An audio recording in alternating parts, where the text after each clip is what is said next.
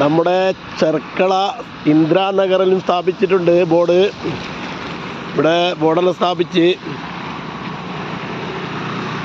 Cycle, അതുപോലെ motor cycle, autorickshaw, ഉന്തുവണ്ടി, കാളവണ്ടി ഇതുപോലത്തെ ഒന്നിനും അലോഡില്ല ഹൈവേയിൽ.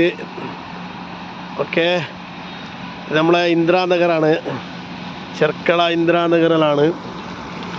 ഓക്കെ, ആസ്റ്റർ മിംസ് ഹോസ്പിറ്റലിൻ്റെ അടുത്തായിട്ട് അത് സ്ഥാപിച്ചിട്ടുള്ളത്.